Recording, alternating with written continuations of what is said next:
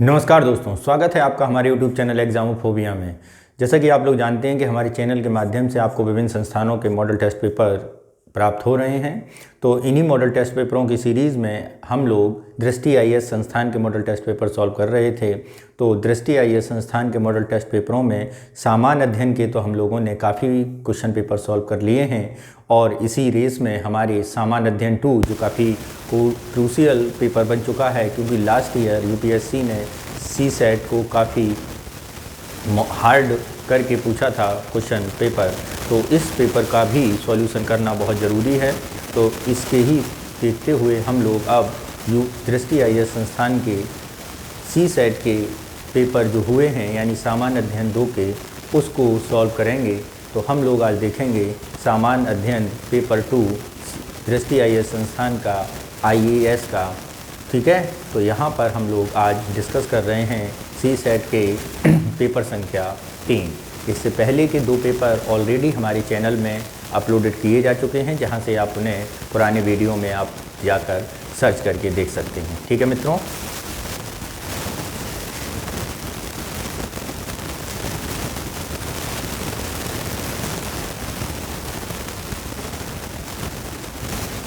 पहला क्वेश्चन क्या कह रहा है? एक दिवसीय मैच 50 ओवर 300 गेंद में कोई बल्लेबाज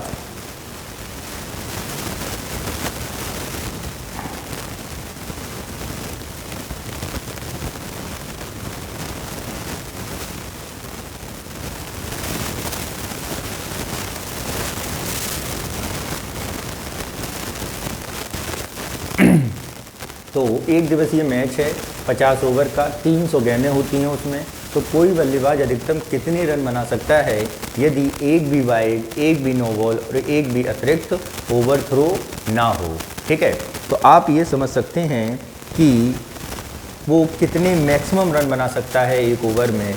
तो यदि यहाँ पर हम ये देखें कि 50 ओवर हैं, 300 गेंदें हैं, यानी कोई बल्लेबाज 50 ओवर और 300 गेंदों में क्या करे कि वो सबसे अधिक रन बना ले जब तक नो बॉल और अतिरिक्त रन ना हो। तो काफ़ी कॉमन सा एक इसमें आप IQ लगा सकते हैं कि जैसे कोई बल्लेबाज है तो वो प्रत्येक गेंद पर अगर 6 रन बनाएगा, ठीक है, प्रत्येक गेंद पर 6 रन बनाएगा और आखिरी गेंद पर 3 रन बनाएगा। कहने का मतलब है क्योंकि आप साइड A और साइड B क्या कर सकते हैं, चेंज करेंगे ना।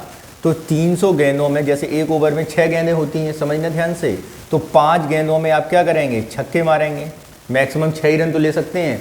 लास्ट गेंद में अगर आप जाएंगे, लास्ट गेंद में और स्ट्राइक अपने पास रखनी है, तो लास्ट गेंद में आप एक गेंद में आप मैक्सिमम कितने रन बनाएंगे, आप 3 रन बनाएंगे। मैक्सिमम कितने बनाएंगे, 3 रन, तभी आप अगले ओवर में अपनी स्ट्राइक अपने पास रख पाएंगे। बात समझ रहे हैं ना। तो यहीं पर आप 5 गेंदों में 6 रन को बनाएंगे, यानी ऐसा किया आपने कितने ओवर तक, 50 ओवर तक। यानी आप ये समझिए 50 ओवर तक 5 गेंदों में यानी 250 गेंदें हुई। कितनी हुई, 250 गेंदें हुई।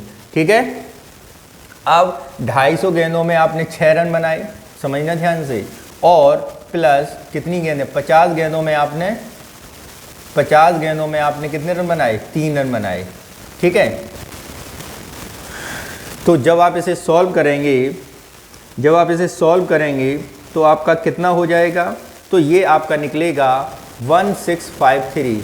यानी कौन सा ऑप्शन सही होगा, ऑप्शन नंबर C जो है हमारा सही होगा। ठीक है, 1653। नेक्स्ट चलते हैं क्वेश्चन नंबर 2 पर। क्या कह रहा है क्वेश्चन नंबर 2, उसे ज़रा ध्यान से देखते हैं। ये क्वेश्चन काफ़ी आता है UPSC में, तो मित्रों इसे ज़रा ध्यान से देखना है हम लोगों को। एक गेंद x मीटर की ऊंचाई से छोड़ा जाता है, छोड़ दिया एक गेंद को, जमीन को छूने के बाद वह कुछ ऊंचाई तक ऊपर आता है। ठीक है, जो पिछली ऊंचाई से कम है। निम्न में से कौन सा ग्राफ समय के सापेक्ष ऊंचाई के सभी मान निहित करता है।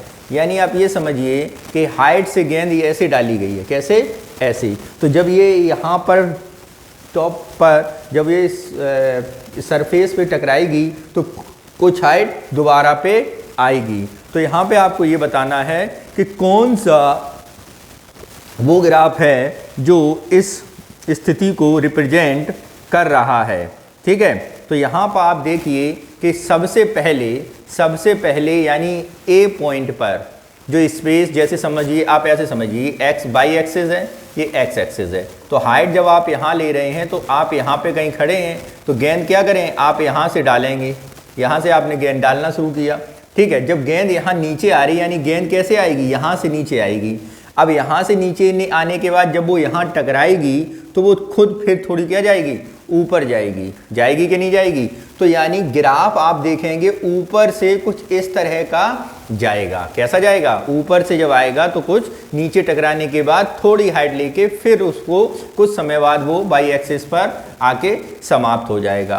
तो यहाँ पर ये देखिए, यहाँ पर ये क्या कह रहा है कि टकराई और टकराने के बाद यहाँ पर उसने थोड़ा जिगजैग मोशन किया और ऐसे हो गई। तो जब ये कह रहा है कि पिछली ऊंचाई से कम गई है, तो पिछली ऊंचाई से कम गई है तो यहाँ पर उसका कोई जिक्र नहीं किया गया। ये किसी भी हालत में नहीं होगा क्योंकि यहाँ से स्टार्ट हो रहा है तो ऊंचाई पर है, ये हो सकता है, लेकिन ये तिरछी जा रही है, ये भी नहीं होगा। अब यहाँ पे आए, ये यहाँ से गिरा जिगजैग मौसम में और से चला गया, यानी आपका ऑप्शन कौन सा सही होगा, आपका डी ऑप्शन इस ग्राफ को रिप्रेजेंट कर रहा है। ठीक है मित्रों, नेक्स्ट चलते हैं क्वेश्चन नंबर 3 पर। क्या कह रहा है 3, जरा इसे समझिए। प्रश्न संख्या 3 से 6 सूचनाओं को ध्यानपूर्वक पढ़ें और उन पर आधारित प्रश्नों का उत्तर दें। मित्रों, ये जो कुछ प्रश्न होते हैं इसको आप थोड़ा केयरफुली ध्यान से पढ़ना चाहिए, इसी के बिहाफ पे आप इनका आंसर्स दे सकते हैं। तो जरा ध्यान से पढ़ते हैं। किसी पार्टी में 4 पिता एवं उनके बच्चे थे जिनकी आयु 1, 2, 3 एवं 4 वर्ष थी। यानी कोई पार्टी है जिसमें 4 फादर हैं। ठीक है, 4 फादर मतलब पूर्वज नहीं है, 4 पिता हैं और उनके बच्चे थे। अब उनकी आयु क्या है, 4 पिता एवं उनकी जिनकी आयु 1, 2 बच्चे हैं। ठीक, तो बच्चों की अगर हम बात करें, इसे जरा ध्यान से पढ़ते हैं। क्या कह रहा है, किसी पार्टी में 4 पिता एवं उनके बच्चे थे जिनकी आयु 1, 2, 3 व 4 वर्ष थी। सचिन के बच्चे को जन्मदिन की पार्टी थी। यह है सचिन के बच्चे की, यानी सचिन कौन है, फादर हुए। ठीक है, बच्चे की जन्मदिन की। बंटी सबसे बड़ा बच्चा नहीं है, यानी ये जो एज है ये बच्चों की है, चाइल्ड की एज है ये ध्यान रखना। बंटी जो है वो सबसे बड़ा नहीं है। सचिन के पुत्र अमित के जन्म के 1 वर्ष पूर्व सचिन के पुत्र अमित का जन्म 1 वर्ष पूर्व ही हुआ था, यानी ये होगा क्या, सचिन का पुत्र, यानी सचिन यानी ये अमित है। समझना ध्यान से, अमित। ठीक है, अगला जन्मदिन राहुल के बच्चे का होगा, ये राहुल का पुत्र है, राहुल। ठीक है, दिनेश चंदन से बड़ा है, दिनेश चंदन से बड़ा है। धोनी का बच्चा सबसे बड़ा है, ये धोनी का बच्चा है। ठीक है, चंदन राहुल के बच्चे से बड़ा है, चंदन जो है वो राहुल के बच्चे से, ये चंदन हो गया। ठीक है, दिनेश चंदन से बड़ा है, ये दिनेश ही हो जाएगा। ठीक है, ये दिनेश हो जाएगा, धोनी का बच्चा। ठीक है, सचिन राहुल धोनी एवं विराट पिता हैं। ठीक है, और अमित चंदन बंटी और दिनेश पुत्र हैं। अमित चंदन बंटी और दिनेश, तो अमित का बच्चा क्या हो जाएगा, अमित 1 वर्ष का हो गया। ठीक है, अगले दिन राहुल का बच्चे का जन्म है, चंदन राहुल के बच्चे से बड़ा है तो 2 वर्ष, तो अमित के बाद चंदन, चंदन ये हो गया, दिनेश वो हो गया, अमित चंदन, तो बंटी कितने का है, तो ये बंटी जो है राहुल का बच्चे का नाम क्या है, बंटी है। ठीक है, समझना ध्यान से। ठीक, लेकिन आवश्यक नहीं, इसी क्रम में नहीं है। ठीक है, कोई बात नहीं, ना हो क्रम में। अब हम जरा देखते हैं क्वेश्चन नंबर पहला क्या कह रहा है। बंटी के पिता का नाम क्या है, तो बंटी के पिता का नाम अगर आपने सही से लगाया होगा तो बंटी के पिता का नाम क्या निकला था, राहुल निकला था, यानी पहला आंसर बिल्कुल सटीक निकला है। केवल 2 वर्ष का कौन है, बंटी है केवल 2 वर्ष का। 2 वर्ष का कौन है, बंटी है, ये भी आप निकाल चुके थे।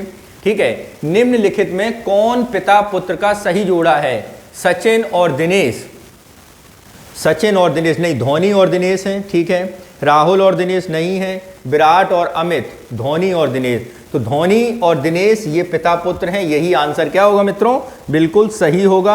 और लास्ट क्वेश्चन पर चलते हैं हम अपने इसी क्रम के।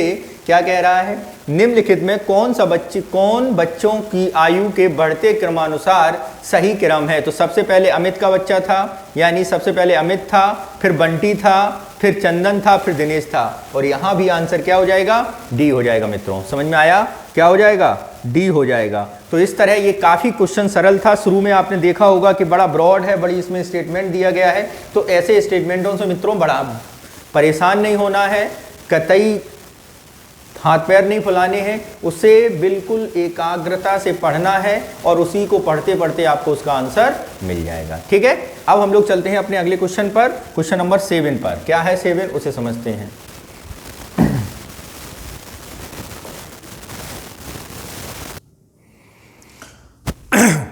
अगला क्वेश्चन था हमारा साय 5:25 पर मिनट वाली सुई और घंटे वाली सुई के बीच कितना कोण अंश का होगा। तो जैसे कि आप लोग जानते हैं कि 5:25 में अगर हम बात करें तो जो घंटे वाली सुई होगी वो कितने पर होगी, वो 5 पर होगी, और कितने मिनट हो गए हैं, 5:25। तो यानी 5:25 में अगर हम बात करें मित्रों तो घंटे वाली सुई कुछ घूम जाएगी, और जब घूम जाएगी तो होगा क्या, होगा ये कि 1 मिनट में घंटे वाली जो सुई है वो 1/2 डिग्री घूमती है।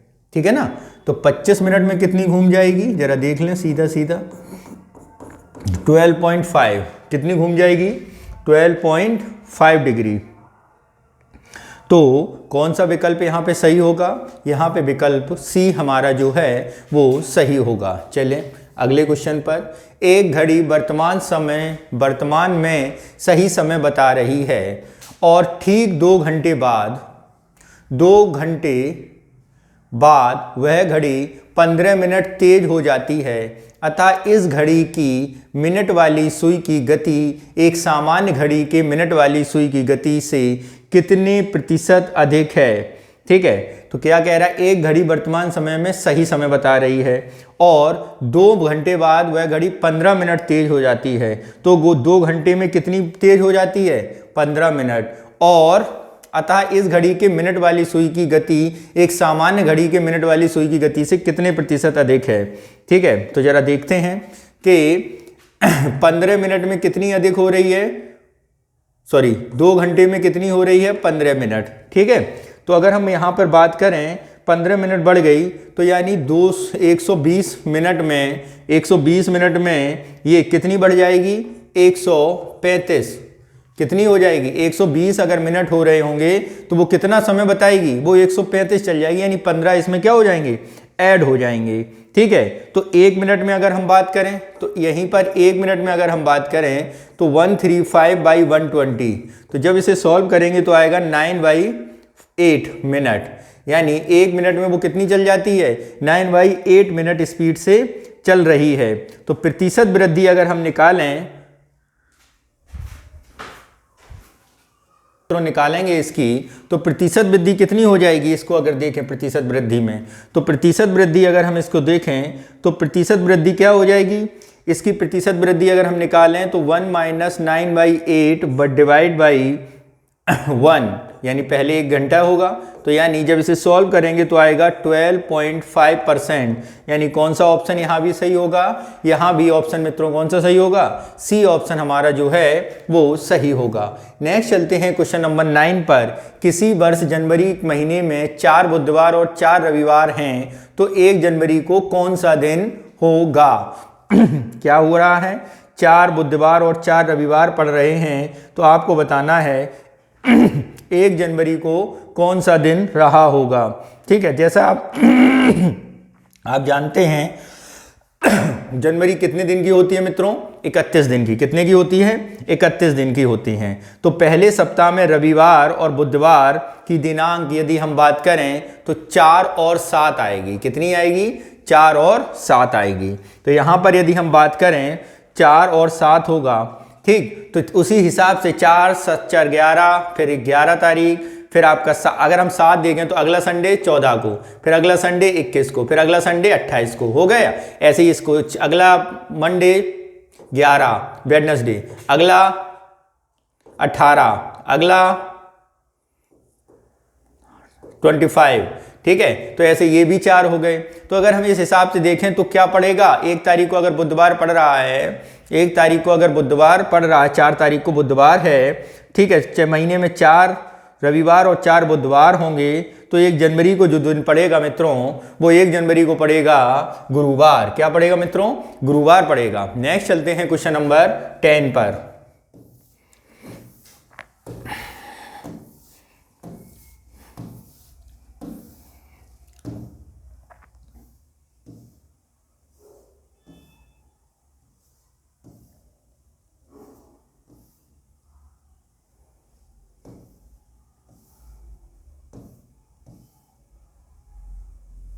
ये जरा देखिए और समझिए इसे, ठीक है। नीचे दिए गए आरेख 2013 के अंतिम 5 महीनों के दौरान निर्यात के लिए 2 प्रकार के जूते, फॉर्मल और स्पोर्ट्स संबंधी आंकड़े दर्शाए गए हैं। सभी जूतों की गुणवत्ता जांच की गई है और जो दोषपूर्ण पाए गए हैं उनको हटा दिया गया है। तो आप देखिए, अगस्त महीने में ये टोटल जूते हैं, ठीक है, और ये आपके इफेक्टिव जूते हैं, यानी यहाँ पे बताया गया है 540, 120 ये बताए गए हैं। तो अगर हम यहाँ पे बात करें, अगस्त सितंबर हटाए गए जूतों की संख्या सर्किल में दी गई है और डेल्टा में चुने गए फॉर्मल जूतों की संख्या चुने गए स्पोर्ट जूतों की संख्या का अनुपात दिया गया है। ओके, तो अब आपको देखना है पहला क्वेश्चन क्या दिया है, उसे जरा देखिए।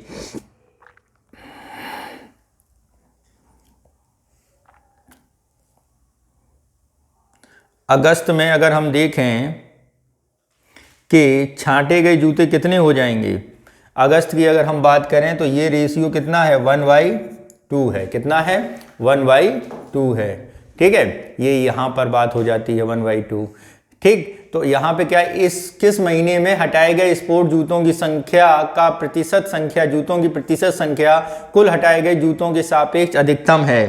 तो अगर हम यहाँ पे सबके जूते निकालेंगे तो उस हिसाब से सॉल्व करेंगे। तो जब इसे हम सॉल्व करेंगे, जैसे अगस्त माह का मैंने तुम्हें बताया 1/2, ऐसे ही सितंबर में दिया गया है 0.5 तो 1/4, ठीक है। ऐसे ही सारे हम जब सॉल्व करेंगे मित्रों, तो जो जूते हैं अगस्त में अपेक्षित प्रतिशत कितना आएगा, 33.33%। अगस्त में अगर हम प्रतिशत निकालें तो 33.3%, सितंबर में यही निकालें 27.77%, ठीक है। अक्टूबर में यही निकालेंगे तो आएगा आपका 33.3%, ठीक है। ऐसे ही हम नवंबर में निकालेंगे तो आएगा आपका,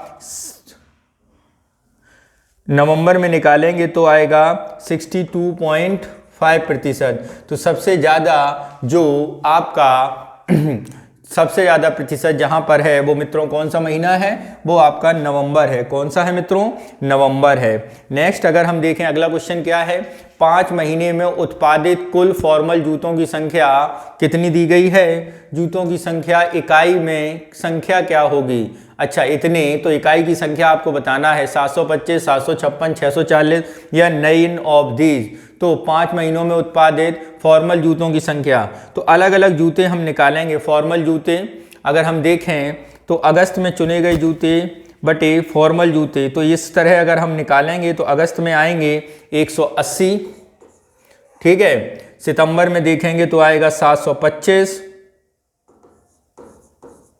ठीक है। अक्टूबर में देखेंगे तो हमारा आएगा, तो यहां पर जो सही बिल्कुल आंसर आएगा वो आएगा आपका 725, यानी ऑप्शन ए हमारा जो है वो सही हो जाएगा। नेक्स्ट है, नीचे दिए गए 5 महीनों में कितनी बार चुने गए स्पोर्ट जूतों की संख्या समान थी। तो 5 महीनों में 3 महीनों में स्पोर्ट जूतों की संख्या क्या थी, समान थी, यानी ऑप्शन कौन सा सही हो जाएगा, डी हमारा जो है वो सही हो जाएगा। नेक्स्ट चलते हैं, क्वेश्चन नंबर अपना कौन सा है, अब हमारा क्वेश्चन नंबर है 13। क्या है, 13, इसे देखते हैं। 13 और 14 नीचे दिए गए ध्यान से पढ़ना है और बताना है, ठीक। देखो जरा, व्यक्तियों का एक समूह है, कुछ बस यात्रा में यात्रा कर रहे हैं, बसों में प्रत्येक बस में अधिकतम 30 व्यक्ति ही बैठ सकते हैं। यदि प्रत्येक बस में केवल 22 यात्री हों तो एक व्यक्ति को सीट नहीं मिलती है। यदि एक बस को इस्तेमाल न किया जाए तो प्रत्येक बस में समान संख्या में यात्री बैठ सकते हैं। तो यहाँ बड़ा अच्छा क्वेश्चन है मित्रों, ठीक है। तो जरा इसे देखते हैं क्या कह रहा है।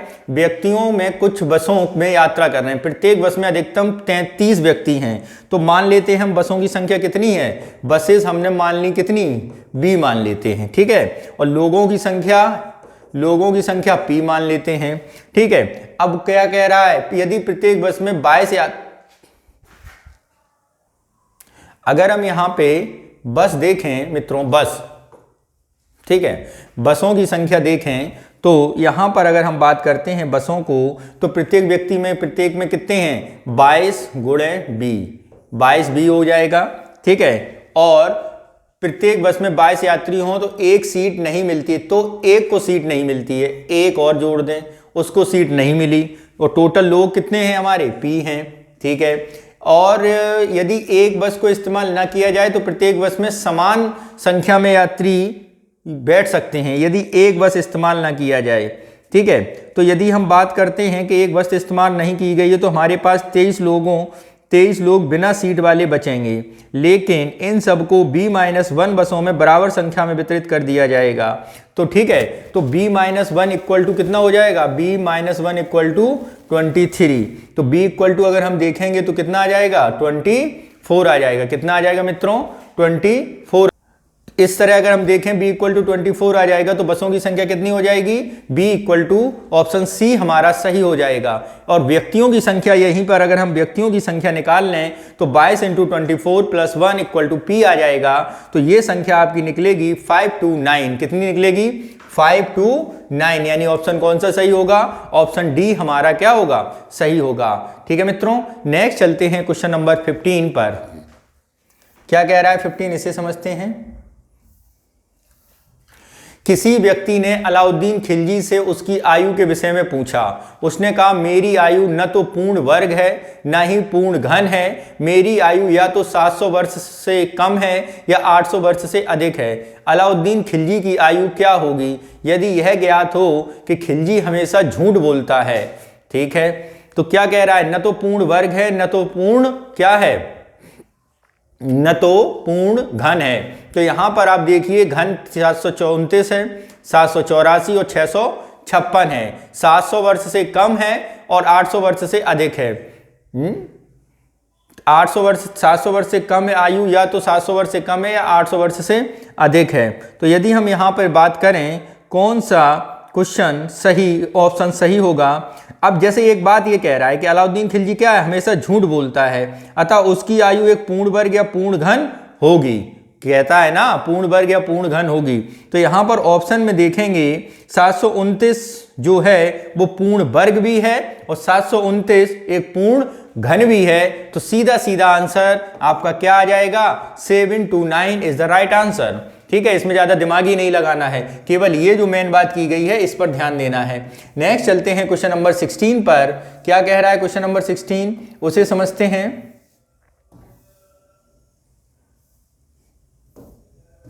क्या कह रहा है यहां पर, इसे समझिए।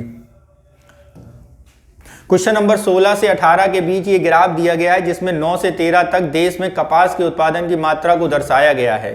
ठीक है, 2009 से 2012 तक कितने वर्षों में उत्पादन मात्रा औसत वार्षिक उत्पादन की मात्रा से कम है, 0, 1, 3, 2। तो यहाँ पर यदि हम औसत उत्पादन मात्रा निकालेंगे तो सब जोड़ देंगे 200, 245 और इसका औसत निकालेंगे तो जो औसत निकलेगा वो 208.75 है। कितने वर्षों में उत्पादन की मात्रा औसत वार्षिक उत्पादन की मात्रा से कम है। और यदि हम औसत निकालेंगे 2 वर्षों की, 9 से 9 एवं 12 के उत्पादन जो वर्ष हैं उनका औसत क्या है, औसत से कम हो जाएगा, यानी ऑप्शन कौन सा सही हो जाएगा, सी हमारा सही हो जाएगा, क्योंकि इसका औसत जो आएगा 2.75 आएगा, 20.875। तो 9 में है और इसमें है। नेक्स्ट चलते हैं क्वेश्चन नंबर 17 पर। क्या कह रहा है किस वर्ष उत्पादन की मात्रा प्रतिशत वृद्धि पिछले वर्ष की तुलना में सर्वाधिक रही है। तो यहाँ पर जब हम देखेंगे सर्वाधिक प्रतिशत वृद्धि की अगर हम बात करें तो सर्वाधिक प्रतिशत वृद्धि आपकी देख लीजिए, सर्वाधिक प्रतिशत वृद्धि कहाँ पर रही है, आप देखो जरा पिछले वर्ष की तुलना में, यहाँ देखिए, यहाँ ग्राफ कितना है, काफ़ी ज़्यादा गैप है। तो यही आपका क्या हो जाएगा आंसर, बिना कैलकुलेशन के आंसर। नेक्स्ट चलते हैं अगला, यदि 2008 में उत्पादन की मात्रा 20 थी एवं 2014 में 1280 हो जाए तो इन 6 वर्षों में चक्रवृद्धि वार्षिक वृद्धि दर ज्ञात कीजिए। 25%, 50% या आपका कितना है 6 वर्षों में, तो ये है आपका 100%। नेक्स्ट चलते हैं क्वेश्चन नंबर 19 पर।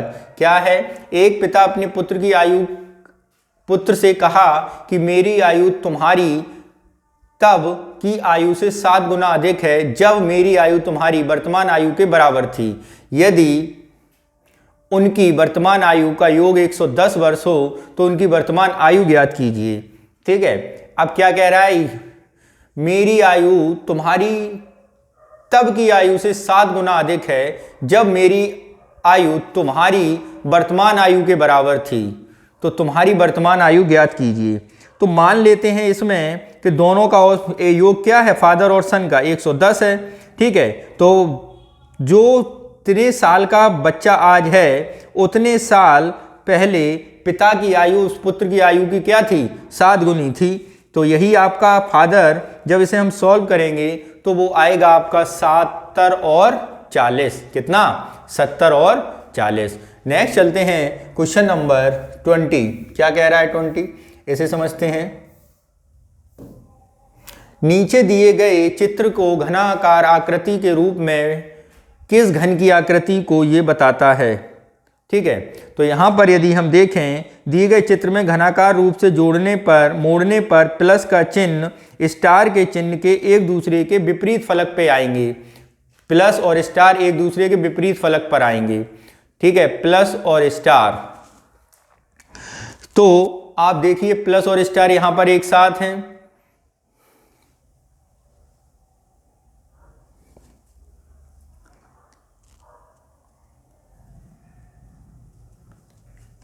और त्रिभुज की आकृति फलक के पीछे आएगी, तो ऑप्शन कौन सा सही होना चाहिए, डी ऑप्शन हमारा सही होना चाहिए, यानी ऑप्शन डी जो है हमारा क्या होगा, सही होगा। नेक्स्ट चलते हैं क्वेश्चन नंबर 21। एक बड़े घन को पहले काले रंग से रंग दिया जाता है, तदुपरांत उसके 2 बराबर लंबाई के अनुदेश 2 बार चौड़ाई और 2 बार ऊंचाई के अनुदेश इस प्रकार काटा जाए कि उससे समान आकार के 27 घन बन सकें, तो बताएं उस घन में कितने पर केवल 2 पृष्ठों पर ही लाल रंग से काले रंग से रंगे होंगे। तो यहाँ पर यदि बोलें घन को काटने का चित्र इज इक्वल टू होता है चित्र से स्पष्ट इस प्रकार के जो घन घटे जाएंगे वो कितने होंगे, वो 12 होंगे, यानी कौन सा ऑप्शन सही होगा, ऑप्शन सी जो है हमारा वो सही होगा। नेक्स्ट चलते हैं क्वेश्चन नंबर 22। क्या कह रहा है 22, 2 शेरों को एक जैसे 8 पिंजड़ों में से 2 पिंजड़ों में कितने प्रकार से रखा जा सकता है यदि दोनों शेर सन्निकट पिंजड़ों में ना हो, 21, 25, 30 और 36। तो यहाँ पर यदि हम बात करें 2 शेर हैं, ठीक है, और इन्हें किस प्रकार एक साथ रखा जाए, तो 2 शेरों को अगर हम 2 शेरों को रखने के तरीके क्या होंगे, 8C2 होंगे, यानी 8C2 प्रकार से हम इन्हें क्या कर सकते हैं, रख सकते हैं। अब वो क्या कह रहा है, यदि दोनों शेर सन्निकट पिंजड़ों में ना हो, तो सन्निकट पिंजड़ों में ना हो तो 7C1 माइनस 7C1 हो जाएगा। माइनस 7C1 जब इसे सॉल्व करेंगे तो ये आएगा आपका 21, यानी ऑप्शन क्या हो जाएगा, ऑप्शन ए हमारा जो है वो सही हो जाएगा। नेक्स्ट चलते हैं क्वेश्चन नंबर 23। निम्नलिखित दिनों में से कौन सा किसी शताब्दी का अंतिम दिन हो सकता है। तो किसी शताब्दी के अंतिम दिन के बारे में बात करें तो शुक्रवार, रविवार, बुधवार और मंगलवार। तो यहाँ पर यदि हम बात करें निम्नलिखित दिनों में से कौन किसी शताब्दी का अंतिम दिन हो सकता है, तो अंतिम दिन हो सकता है आपका शुक्रवार, आपका बुधवार और आपका रविवार, यानी ऑप्शन सी जो है हमारा वो सही होगा। पहली शताब्दी में विषम दिनों की संख्या 5 होगी, ठीक है। दूसरी शताब्दी में 3 होगी, तीसरी शताब्दी में 1 होगी और चौथी शताब्दी में 0 होगी। तो रविवार, सोमवार, बुधवार, शुक्रवार और ठीक है। नेक्स्ट चलते हैं क्वेश्चन नंबर 24 पर।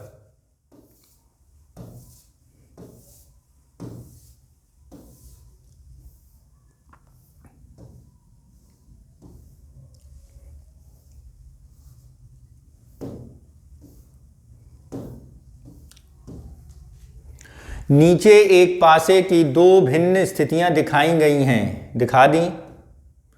बताएं डॉलर की आकृति सबसे नीचे होगी तो सबसे ऊपर क्या होगा। यदि हम यहां पे बात करें कौन सा ऑप्शन सही होगा, तो यहां पर ऑप्शन सही होगा बी ऑप्शन हमारा जो है वो सही होगा, क्योंकि ये क्या है आपके आमने सामने है। नेक्स्ट चलते हैं क्वेश्चन नंबर 25। क्या कह रहा है, एक बच्चे के पास कुछ सोने के सिक्के हैं, वह अपने पहले बच्चे को 1 सोने का सिक्का देता है, दूसरे बच्चे को 3 देता है, तीसरे बच्चे को 6 देता है, चौथे बच्चे को 10 देता है, पांचवें बच्चे को 15 देता है और अन्य सभी सिक्कों को भी इस प्रकार वितरित करता है कि 13वें बच्चे को इस प्रकार वितरित करे तो 13वें बच्चे को कितने सिक्के मिलेंगे। अपने पहले बच्चे को 1, दूसरे बच्चे को 3, पहले को 1, दूसरे को 3, तीसरे को 6, चौथे को 8, पांचवें को 15। पहले बच्चे को 1 मिला, दूसरे बच्चे को 1 + 2 3 मिले, तीसरे बच्चे को 1 + 2 + 3 मिले, ठीक है, और चौथे बच्चे को 1 + 2 + 3 + 4 मिले, ठीक है। तो यही क्रम में अगर हम जाएंगे तो 13वें बच्चे को देखो, पहले को 1, दूसरे को 1 + 2, तीसरे को 1 + 2 + 3, चौथे को, ठीक है, ये पहला, दूसरा, तीसरा, चौथा, अगर हम 1 + 2 + 3 + 4, ठीक है, तो ऐसे ही करते जाएंगे तो इसे मिलेंगे जाके 91 सिक्के। कितने मिलेंगे 13वें बच्चे को? 91 सिक्के। नेक्स्ट चलते हैं क्वेश्चन नंबर 26। क्या है, नई दिल्ली के एक सभागार में 100 कर्मचारी हैं। आप देखते हैं कि इनमें से 99% प्रबंधक हैं। उनकी संख्या को घटाकर 98% करने के लिए कितने प्रबंधकों का सम्मेलन कक्ष से चले जाना चाहिए? ठीक है, कितने प्रबंधकों को सम्मेलन कक्ष में चले जाना चाहिए? 99% तक क्या हैं? प्रबंधक हैं। तो एक ही व्यक्ति है जो नहीं है। ठीक है, तो अगर हम यहाँ पे बात करें, ठीक, अगर हम यहाँ पे बात करें यानी 100 कर्मचारी हैं, 99%, तो एक जो है वो आपका प्रबंधक नहीं है, एक व्यक्ति। जब एक व्यक्ति प्रबंधक नहीं है, अब हमें करना है 98%।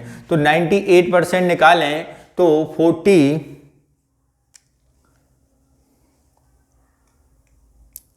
50 प्रबंधक चले जाने पर क्या कह रहा है, संख्या, उनकी संख्या घटाकर 98% करने के लिए कितने प्रबंधकों को सम्मेलन से चले जाना चाहिए?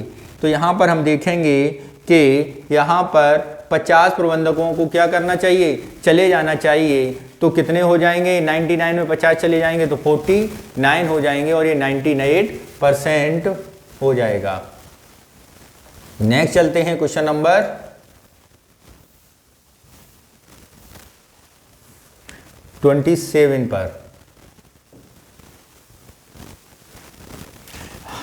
हाल के वर्षों में वैश्विक राजनीतिक परिदृश्य के प्रभावशाली परिवर्तनों के साथ साथ होने वाले नियमित सुधारों के बावजूद अंतर्राष्ट्रीय संबंधों में राष्ट्र राज्य अभी भी मूलभूत इकाई है। समकालिक विश्व राजनीति में इसके सबसे महत्वपूर्ण संस्था होने से का तात्पर्य यह नहीं कि यही एकमात्र मूलभूत इकाई है। राज्य, विशेषकर राष्ट्र राज्य, एक केंद्रीय संस्था है क्योंकि मानव इतिहास के इस दौर में सत्ता केंद्रीकृत है।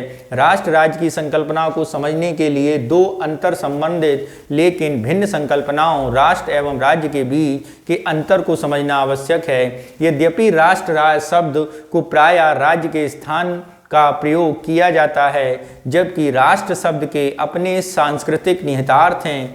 इसका संबंध एक ऐसे जन समुदाय से है जिसकी एक सामान्य पहचान होती है और जो एक समान मूल्यों को साझा करते हैं। ठीक है, यह एकता, साझा इतिहास, सामान्य भाषा, सामान्य धर्म, निर्जातीय समरूपता और सामान्य रीति रिवाजों जैसे सांस्कृतिक कारकों पर आधारित होती है। वहीं दूसरी ओर राज्य शब्द का संबंध एक राजनीतिक विचार एवं एक वैधानिक संस्था दोनों से ही होता है, जबकि राष्ट्र राज्य शब्द को एक साथ लेने पर इसका अर्थ एक सांस्कृतिक इकाई होता है, यानी एक राष्ट्र जिनकी सीमाएं एक राज्य के राजनीतिक, वैधानिक और सीमाओं का सामना होती हैं। तो निकोलो मैकियावेली संभवतः पहला राजनीतिक सिद्धांतकार है जिसने द प्रिंस में आधुनिक राज्य की राजनीतिक आशय का उल्लेख किया है। द प्रिंस प्राथमिक रूप से तात्कालिक इटली के शासकों को दी गई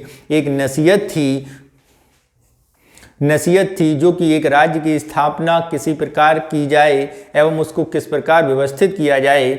ऐसे में राज्य के प्रतिकूल परिस्थितियों में एक संगठनिक, वाहक और अन्य राजाओं के सापेक्ष शक्ति की वृद्धि करने वाला उपकरण दोनों ही बन गया। तो ये मित्रों एक पैराग्राफ था।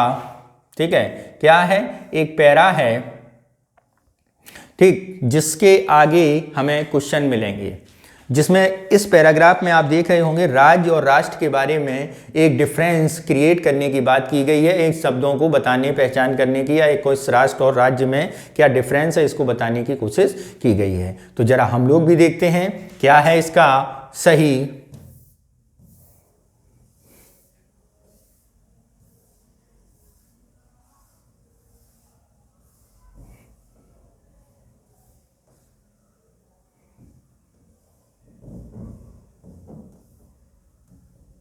क्या है। गद्यांश की विषय वस्तु के अनुसार राष्ट्र एवं राज्य शब्दावली के संबंध में निम्नलिखित में से कौन सा कथन सही है? राष्ट्र एक धार्मिक संकल्पना है, राजनीतिक और विधिक संकल्पना है, राष्ट्र एक सांस्कृतिक संकल्पना है। ठीक है, और जब राष्ट्र की सांस्कृतिक, राजनीतिक, विधिक संकल्पना के साथ समेकित होती है तब राष्ट्र राज्य बन जाता है। तो यहाँ पर यदि देखें, यहाँ धर्म के बारे में कोई बात नहीं की गई पैराग्राफ में, तो पहला स्टेटमेंट तो हमारा गलत हो जाएगा, लेकिन बाकी के ये तीनों स्टेटमेंट हमारे सही हो जाएंगे। तो ऑप्शन कौन सा सही होगा? बी हमारा सही होगा। नेक्स्ट चलते हैं क्वेश्चन नंबर 28। क्या कह रहा है? निकोलो मैकियावेली के द प्रिंस के संबंध में क्या निष्कर्ष निकाला जाता है? यह एक राजनीतिक दर्शन है जो बताता है कि राज्य का शासन किस तरह चलाया जाए। यह सैद्धांतिक पुस्तक है जो इस बात की चर्चा करती है कि राज्यों की शक्तियों पर नियंत्रण किस तरह किया जाए। यह एक राजनीतिक पुस्तक है जो पहली बार राष्ट्र राज्य के बीच भेद दिया गया है। तो यहाँ पर यदि हम बात करें कौन कौन सी स्टेटमेंट सही हैं, तो भेद की बात ये नहीं कर रहा, लेकिन इन दोनों को बता रहा है, यानी ऑप्शन यहाँ भी क्या हो जाएगा? बी हमारा सही हो जाएगा। द प्रिंस प्राथमिक रूप से तात्कालिक इटली के शासकों को दी गई नसीहत है जो राज्य की स्थापना किस प्रकार की जाए और इसको किस तरह व्यवस्थित किया जाए। अतः 1 और 2 हमारा क्या है? सही होगा। नेक्स्ट चलते हैं अगला क्वेश्चन। इस गद्यांश की विषय किसे माना जा सकता है? इस गद्यांश का विषय किसे माना जा सकता है? विश्व राजनीति में राष्ट्र और राज्य की प्रासंगिकता, एक विशिष्ट समय अवधि में राष्ट्रवाद के विकास का किस तरह हुआ, निकोलो मैकियावेली को विश्व राजनीतिक विचार का जनक मानना, विश्व राजनीति के संबंध में मैकियावेली एंडरसन के विचारों को महत्व देना। तो यहाँ पर सबसे सटीक है राष्ट्रवाद के विकास को किस तरह हुआ, इसके बारे की संकल्पना बताई गई है। तो हमारा आंसर क्या हो जाएगा? B is the right answer. Next चलते हैं क्वेश्चन नंबर 30, और 30 जो है हमारा फिर से एक पैरा है, इसको समझते हैं। देखते हैं। सामान्य अर्थों में परिच्छेद के सरकार के एक प्रकार के रूप समझा जाता है जिसका संबंध लोकप्रिय संप्रभुता से है। इसे अनिवार्य रूप से लोगों द्वारा शासन माना जाता है जो राजतंत्र अथवा कुलीन तंत्र का विरोधाभासी है। लोकतांत्रिक व्यवस्था की एक प्रमुख विशेषता अभिव्यक्ति की स्वतंत्रता और समाज के विभिन्न तबकों को अपनी बात रखने के लिए दी गई आज़ादी है। एक लोकतांत्रिक व्यवस्था अपनी अधिकतम क्षमता से तभी कार्य करती सकती है जब आम जनता की व्यापक भागीदारी हो, जो जब तब तक संभव नहीं है जब तक कि लोगों को विभिन्न मुद्दों से अवगत नहीं कराया जाए। विश्वसनीय सूचना संसाधन किसी भी लोकतांत्रिक व्यवस्था के लिए महत्वपूर्ण होते हैं और यहीं से मीडिया की भूमिका शुरू होती है। लोकतांत्रिक व्यवस्था में मीडिया की भूमिका को लेकर काफ़ी वाद विवाद रहा है। भारतीय लोकतंत्र विश्व का सबसे बड़ा लोकतंत्र है और यहाँ मीडिया की भूमिका काफ़ी प्रभावशाली है। हाल के समय में अपनी सामाजिक जिम्मेदारियों के प्रति उपेक्षावादी नज़रिए से के चलते भारतीय मीडिया काफ़ी आलोचना हुई है और मीडिया के क्षेत्र में होने वाली खतरनाक प्रकृति की व्यावसायिक गतिविधियों ने भारतीय लोकतंत्र के ताने बाने को खासा प्रभावित किया है। मीडिया व्यवसाय में संलग्न बड़े औद्योगिक समूहों ने लोकप्रिय दृष्टिकोणों के समक्ष खतरा उत्पन्न कर दिया है। उत्तर उदारवादी काल में पार राष्ट्रीय मीडिया संगठनों ने अपने वैश्विक हितों से प्रभावित होकर भारतीय बाजार में अपनी शाखाओं का विस्तार किया है। ऐसा भारतीय मीडिया की वजह से हुआ है जिसे शुरू में समाज के लाभ, वंचित और हाशिए के समूह के विकास के लिए संचालित विकास कार्यक्रमों के माध्यम से सामाजिक परिवर्तन का भी कर्ता माना जाता था। यद्यपि मीडिया ने समय समय पर सरकारी तंत्र के प्रहरी की भूमिका बखूबी निभाई है, इसके साथ ही सहभागी संचार में भी मदद की है। इस दिशा में अभी बहुत कुछ किए जाने की आवश्यकता है। तो यहाँ पर यदि हम बात करें कौन सी बात सही होगी, तो ऑप्शन देखते हैं। मीडिया लोकतंत्र की क्या है क्वेश्चन, मीडिया लोकतंत्र की जड़ों को किस प्रकार मजबूत कर सकता है। सरकार के रोजमर्रा के कार्यों में प्रत्यक्ष भागीदारी करके, लोगों को उनके लोकतांत्रिक कर्तव्यों के बारे में जागरूक बनाकर, लोगों को विभिन्न लोकतांत्रिक मुद्दों के बारे में शिक्षित करके, लोगों को यह बताकर कि सरकार कैसे काम करती है और उनके क्या अधिकार हैं। तो यहाँ पर यदि हम बात करें कौन सा आंसर सटीक होगा, तो लोगों के विभिन्न लोकतांत्रिक मुद्दों को शिक्षित करके, यानी ऑप्शन सी हमारा जो है वो सही हो जाएगा। नेक्स्ट चलते हैं क्वेश्चन नंबर 31। क्या कह रहा है 31 उसे समझते हैं। गद्यांश में ऐसा क्यों कहा गया है कि भारतीय मीडिया अपनी मुख्य भूमिका से भटक गया है, अपने सामाजिक दायित्वों को पूरा नहीं कर रहा है, पराराष्ट्रीय मीडिया संगठनों ने भारतीय मीडिया को अपने प्रभाव में ले लिया है, सरकारी क्रियाकलापों पर निगरानी न करके। तो यहाँ पर यदि हम सबसे सही उत्तर देखेंगे तो पहला दूसरे की बात की गई है, तीसरे की बात नहीं की गई है। ऑप्शन ए हमारा जो होगा वो सही होगा। नेक्स्ट चलते हैं क्वेश्चन नंबर 32। गद्यांश में दी गई सूचना के आधार पर लोकतंत्र व्यवस्था किस प्रकार के लोगों की नज़र में अधिक मूल्यवान हो सकती है।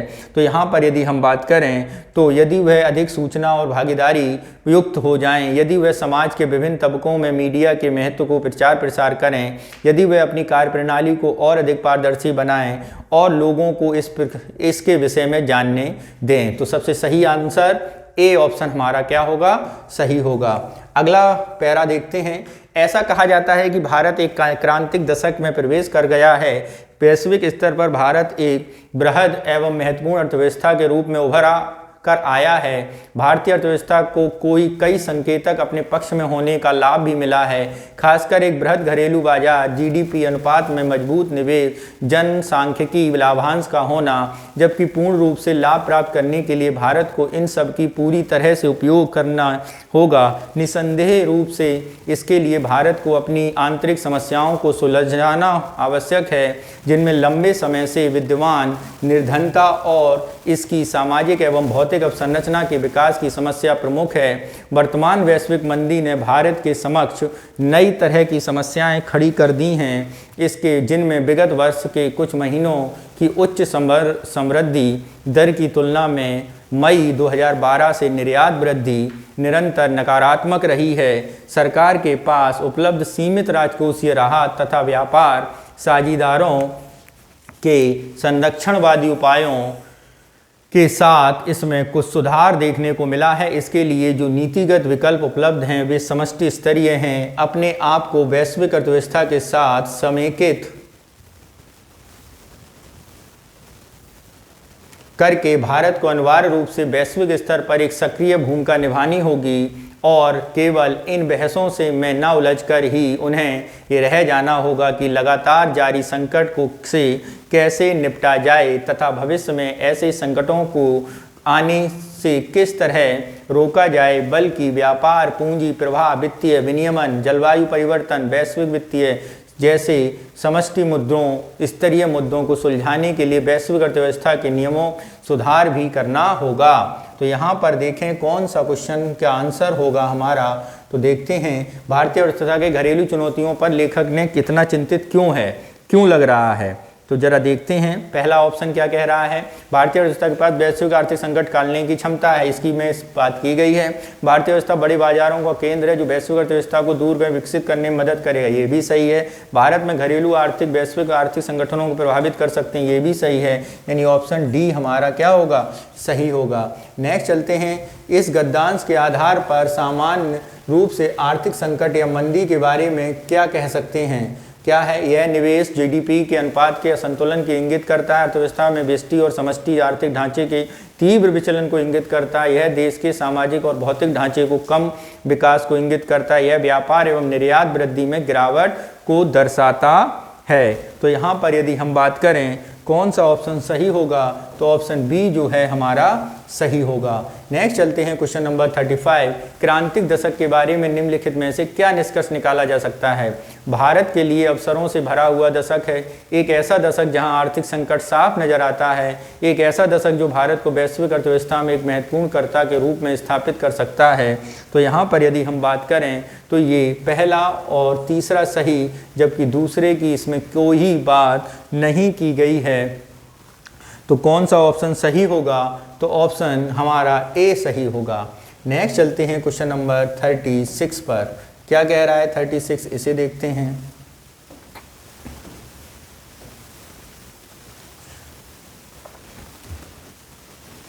आध्यात्मिक स्थलों में महिलाओं के प्रवेश एवं पूजा की अनुमति की मांग, जिससे अभी तक उनको दूर रखा गया था, बड़े स्तर पर महिलाओं द्वारा बड़े सभी क्षेत्रों में समान अधिकार की मांग को मुखरता के साथ प्रदर्शित करती है।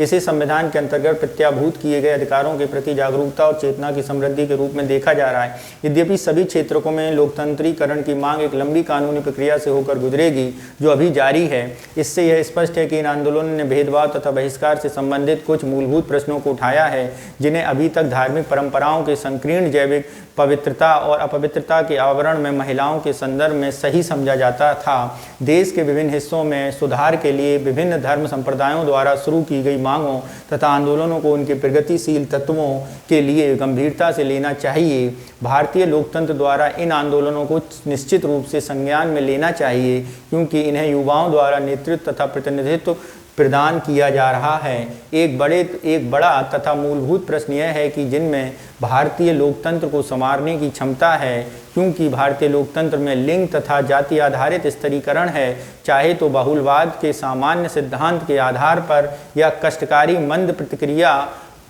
प्राकृतिक प्रक्रिया के द्वारा सामाजिक उत्थान हेतु बदलाव की अनुमति दे देनी चाहिए। यही वह प्रश्न है जिसे भारतीय लोकतंत्र से जूझना होगा। ठीक है, क्वेश्चन क्या है यहाँ पर ये समझिए।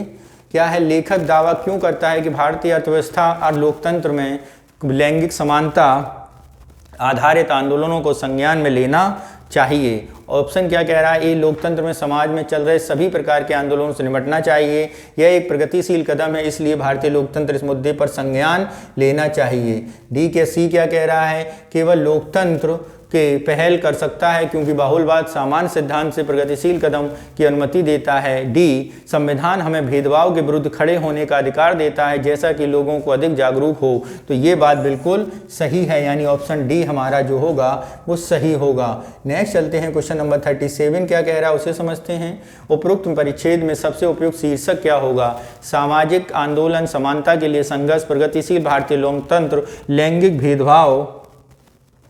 लैंगिक भेदभाव के प्रति बढ़ती जागरूकता। तो ये होगा समानता के लिए संघर्ष।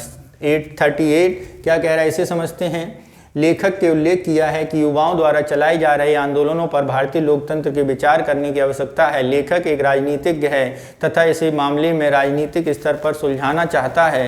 ये आंदोलन भारतीय लोकतंत्र को संवारने की क्षमता रखते हैं। भारत एक सर्वसत्तात्मक राज्य है, इसलिए इसे सभी मामलों पर विचार करना चाहिए। एक लोकतांत्रिक देश को सामाजिक मुद्दों के सभी पक्षों पर विचार करना चाहिए। तो यहाँ पर यदि हम बात करें कौन सा ऑप्शन सही होगा, तो ऑप्शन बी हमारा जो है वो सही होगा। ये आंदोलन भारतीय लोकतंत्र को संवारने की क्षमता रखते हैं। नेक्स्ट चलते हैं क्वेश्चन नंबर, अगला पैरा। 1947 में अंग्रेजों द्वारा भारत छोड़ने के बाद भारतीय स्थापत्य रसातल में चला गया था। भारतीय वास्तुकार जो ब्रिटिश राज के ब्रिटिश वास्तुकारों के सहायक के रूप में देश के बाहर भेजे गए थे, उन्हें अपना कौशल दिखाने का कुछ वक्त जरूर लगा। संभवतः पहचान का संकट रहा होगा, या फिर संशय की विगत समय की उपलब्धियों का आनंद लेते हुए जिया जाए, या कि नए विचारों, छवियों और तकनीकों के साथ आगे बढ़ा जाए। जबकि स्वतंत्रोत्तर काल में कला, संगीत और संस्कृति जैसे अन्य क्षेत्रों में भारत की छवि काफ़ी अच्छी थी, लेकिन स्थापत्य के क्षेत्र में ऐसा कुछ भी देखने को नहीं मिला। इसमें कोई संशय नहीं कि स्वतंत्रता के समय व्यापक क्षमता विद्यमान होने के बावजूद भारतीय वास्तुकार परिवर्तनों उन्मुख स्थापत्य को प्राप्त में पिछेद रहे। आगे क्या है, स्वतंत्रोत्तर काल में स्थापत्य की दो विचारधाराओं का उदय हुआ, पुनरुत्थानवादी और आधुनिकतावादी। पुनरुत्थानवादी जो प्राचीनता के साथ चलने की वकालत करते थे, वे औपनिवेशिक मानसिकता की बेड़ियों को नहीं तोड़ पाए और नव भारतीय स्थापत्य पर भी उन्होंने कोई महत्वपूर्ण प्रभाव नहीं छोड़ा। आधुनिकतावादी भी यूरोपीय और अमेरिकी प्रारूपों पर अत्यधिक निर्भर थे और देश की क्षेत्रीय आकांक्षाओं, विविधताओं और आवश्यकताओं पर ध्यान दिए बिना भारत में भी उन्हीं मॉडलों को अपनाने का प्रयास कर रहे थे। समकालीन भारतीय स्थापत्य भी जनसंख्या विस्फोट, आयोजकों को दूरदर्शिता की कमी, सरकारी सहायता के अभाव और स्थापत्य समस्याओं से ग्रसित थे। परिणाम स्वरूप स्वतंत्रता के बाद के आरंभिक वर्षों के दौरान विदेशी वास्तुकार भारतीय स्थापत्य में अग्रणी भूमिका निभाते रहे। तो देखते हैं क्वेश्चन नंबर 39 क्या कह रहा है। स्वतंत्रता के पश्चात भारतीय स्थापत्य दयनीय स्थिति में क्यों था? भारतीय वास्तुकार अपने कौशल दिखाने की स्थिति में नहीं थे। बी ऑप्शन क्या है? बी ऑप्शन कह रहा है कि भारतीय वास्तुकार विगत समय विरासत को नए परिवर्तनों के अनुरूप रूपांतरित कर सकते थे। भारतीय वास्तुकार पुनरुत्थान आधुनिकतावादी वाद विवाद में उलझ गई। यही हमारा पैरा में बात की गई थी, यही हमारा क्या होगा, आंसर होगा। नेक्स्ट चलते हैं क्वेश्चन नंबर 40 पर। क्या कह रहा है, निम्नलिखित में से कौन सा पुनरुत्थानवाद आधुनिकतावाद के बीच अंतर करने वाला प्रमुख कारक है? क्या है देखो जरा। पुनरुत्थानवादी अपने औपनिवेशिक अतीत के साथ व्यस्त थे, जबकि आधुनिकतावादी यूरोपीय और अमेरिकी संस्कृति से प्रभावित थे। बिल्कुल गलत है। पुनरुत्थानवादी नवीन भारतीय स्थापत्य को स्वीकृत कर दिया, और जबकि आधुनिकतावादी यूरोपीय ये भी बात नहीं की गई है। पुनरुत्थानवादियों में अतीत की समृद्ध विरासत से बाहर आना बहुत मुश्किल लग रहा था, जबकि आधुनिकतावादी यूरोपीय अमेरिकी संस्कृति के प्रभावित थे। यही हमारा बात यहाँ पर की गई है, यानी ऑप्शन सी हमारा सही होगा। नेक्स्ट चलते हैं क्वेश्चन नंबर 41 पर। क्या है 41, इसे देखते हैं। ब्रिटिश शासन के उपरांत कला और संगीत संस्कृति की स्थिति के संबंध में तार्किक ढंग से क्या निष्कर्ष निकाला जा सकता है? ये श्रेणियां विशिष्ट भारतीय पहचान को बनाए हुए हैं। भारतीय स्थापत्य की तरह इन श्रेणियों में इस तरह की कोई दुविधा नहीं है। तो यहाँ पर यदि हम बात करें, ये दोनों बातें बिल्कुल सही हैं। नेक्स्ट चलते हैं क्वेश्चन नंबर 40, अगला पैरा। ऐसा प्रतीत होता है कि IMF और विश्व बैंक विभिन्न देशों को शुरू किए गए सुधारों को वर्तमान प्रक्रिया परंपरागत अर्थशास्त्र के हस्तक्षेप के अक्षम प्रतिमान के पुनरुपयोग ही है। केवल इस प्रक्रिया के परिणाम स्वरूप हुए परिवर्तनों में अवश्य ही सामाजिक सुरक्षा संजाल पर बल दिया गया है। चूंकि भिन्न भिन्न देशों ने आर्थिक सुधारों की रणनीति के अलग अलग प्रारूपों को अपनाया है, अतः इन सुधारों के प्रभाव भी देश विशिष्ट ही होंगे। आर्थिक सुधारों के प्रभाव के संबंध में कोई सामान्य बात बोलना उपयुक्त नहीं होगा। यूरोपीय उपमहाद्वीप, जहां इस तरह के सुधारों का एक लंबा इतिहास रहा है, वहां भी अलग अलग देशों में विभिन्न क्षेत्रों में सुधारों के प्रभाव एक जैसे नहीं रहे हैं। विशेषकर इन सुधारों के सामाजिक प्रभाव के संबंध में पर्याप्त विविधता देखी गई है। इस दृष्टिकोण से भारत में सुधारों के सामाजिक प्रभाव के अध्ययन काफ़ी ज्ञानवर्धक एवं उपयोगी प्रतीत होते हैं। सामाजिक क्षेत्र में महत्व पर और अधिक बल दिए जाने की आवश्यकता नहीं है। 1960 के दशक में उत्तरार्ध में मानव पूंजी क्रांति आय और वृद्धि के बजाय मानव विकास पर बल देने की प्रवृत्ति न आर्थिक विकास में सामाजिक क्षेत्र के घटकों की अपरिहार्य भूमिका की ओर तेजी से ध्यान आकर्षित किया है। वर्तमान अध्ययन में भारत सामाजिक क्षेत्र पर आर्थिक सुधारों के प्रभाव पर बल देने का प्रयास किया जा रहा है। बिना किसी इस बात को जाहिर किए कि आर्थिक सुधारों का प्रभाव केवल सामाजिक क्षेत्र पर ही पड़ता है या कि सामाजिक क्षेत्र के उपेक्षा अन्य क्षेत्रों पर इसका प्रभाव कम महत्वपूर्ण होता है। इस प्रकार से यह भी स्वीकार किया जाना चाहिए कि किसी भी नीतिगत परिवर्तन के सामाजिक प्रभाव पर इस तथ्य के मद्देनज़र गंभीरतापूर्वक ध्यान दिया जाए कि इन प्रभावों के संपूर्ण अर्थव्यवस्था एवं समाज के लिए दीर्घावधिक निहितार्थ होते हैं। अब जरा इसके पैराग्राफ के क्वेश्चन देखते हैं। विभिन्न क्षेत्रों में कौन सी IMF विश्व बैंक की कार्य तर्कसंगत व्याख्या कर रहा है, देखते हैं। तो यहाँ पर यदि हम बात करते हैं कौन किसकी कर रहा है, ऑप्शन ए, दोनों संस्थाएं आर्थिक मुद्दों में हस्तक्षेप करती हैं, नहीं करती हैं, गलत। प्रत्येक देश के लिए आर्थिक सुधारों के समान मानदंड निर्धारित किए हैं, ये भी नहीं। अपने प्रयासों से देश की आर्थिक नीति को पुनर्निर्देशित कर सकती हैं, ये बात बिल्कुल सही है, यानी ऑप्शन सी हमारा सही होगा। क्या है अगला, विभिन्न देशों में आर्थिक सुधारों के प्रति भिन्न भिन्न लक्षण क्यों दर्शा रहे हैं। भिन्न भिन्न देशों में भिन्न भिन्न आवश्यकताओं की होती हैं, बिल्कुल बात। आर्थिक सुधारों के प्रभाव सामाजिक एक दूसरे के से भिन्न होता है, ये बात बिल्कुल सही है। इसी की बात की गई है, इसकी बात इस पैराग्राफ में नहीं की गई है, तो ऑप्शन कौन सा सही होगा, बी हमारा जो है वो सही होगा। नेक्स्ट, भारत किस प्रकार के आर्थिक सुधारों के प्रभाव को अर्थपूर्ण उदाहरण प्रस्तुत कर रहा है। यह दर्शाता है कि आर्थिक सुधारों के कारण किसी देश के सामाजिक सूचकांक नाटकीय रूप से परिवर्तित हो सकते हैं। यह दर्शाता है कि आर्थिक सुधार सामाजिक क्षेत्र के किसी सामान्य क्षेत्र में अपेक्षा अधिक व्यापक रूप से परिवर्तित कर सकते हैं। यह दर्शाता है कि समाज पर आर्थिक सुधारों का प्रत्यक्ष प्रभाव होता है। तो यहाँ पर यदि हम बात करें, ये दोनों बातें क्या हैं, बिल्कुल सही हैं, जबकि ये सही नहीं है, यानी ऑप्शन सी हमारा जो है वो सही होगा। नेक्स्ट चलते हैं क्वेश्चन नंबर 45 पर। क्या कह रहा है 45, इस निर्देश को पढ़ना है और बताना है। विशेष प्रकार के रेस्टोरेंट हैं जो सोमवार और शनिवार तक खुला रहता है लेकिन रविवार को बंद रहता है। सोमवार मंगलवार बृहस्पतिवार को केवल लंच मिलता है, बुधवार शुक्रवार और शनिवार को केवल डिनर मिलता है। निम्नलिखित नियमावली के अनुसार जिन दोनों दिनों ट्रैफिक आम खुलाता है केवल उन्हीं दिनों फर्श को साफ किया जाता है और पौधों को पानी दिया जाता है। तो पौधों को प्रति सप्ताह 2 बार पानी दिया जाता है लेकिन लगातार 2 दिनों में नहीं, और ना ही उस दिन जिस दिन फर्श को साफ किया जाता है। फर्श को प्रति सप्ताह सोमवार तथा अन्य 2 दिनों में साफ किया जाता है लेकिन लगातार दिनों में नहीं, तो उस दिन लोगों की पानी दिया जाता है।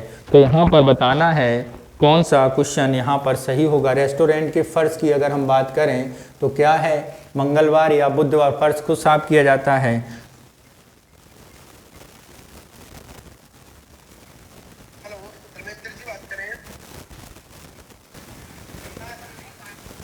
आगे देखते हैं। तो अगर हम यहाँ पर बात करें तो मित्रों यहाँ पर जो आंसर होगा वो आपका होगा कौन सा,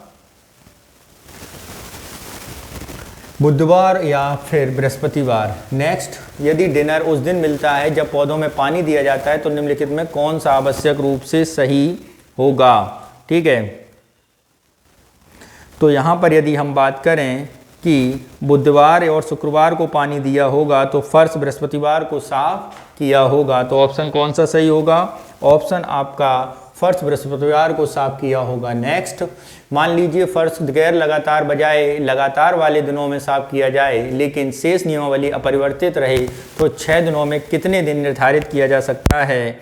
तो यहाँ पर यदि हम बात करें तो पानी या फर्श साफ किया गया होगा तो मित्रों वो साफ किया गया होगा 6 दिन, यानी ऑप्शन डी हमारा सही होगा। नेक्स्ट चलते हैं क्वेश्चन नंबर 48 पर।